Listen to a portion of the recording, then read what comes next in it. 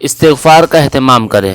رمضان المبارک کا ایک اہم مقصد گناہوں کی بخشش ہے، اس لیے اسے شہر المغفرتی کہا جاتا ہے، اور ایک مشہور حدیث میں رسول اللہ صلی اللہ علیہ وسلم نے اس انسان کے لیے بد دعا کی ہے جو رمضان المبارک کے مبارک مہینے کو پائے لیکن اپنے گناہوں کی مغفرت نہ کرائے۔ چونکہ رمضان المبارک نیکیوں کا موسم بہار ہے، اور اس سے وہی انسان لطف اٹھا سکتا ہے جو گناہوں سے بالکل تو توبہ تائب ہو اور اس نے اپنے آپ کو موسم بہار سے لطف اٹھانے کے قابل بنایا ہو۔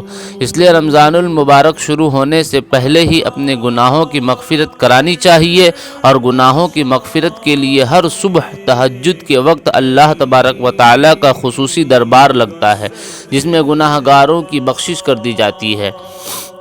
اس وقت نیند سے بیدار ہو کر رب العالمین کی بارگاہ میں الحاح و زاری کرنی چاہیے اور ایک ایک گناہ کی بخشش کروانی چاہیے۔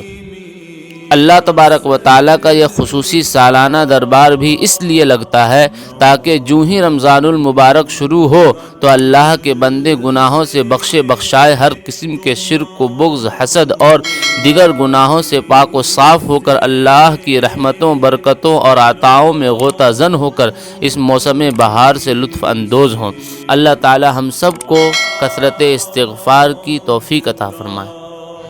طلب العلم فریضۃ علی کل مسلم، علم حاصل کرنا ہر مسلمان مرد اور عورت پر فرض ہے۔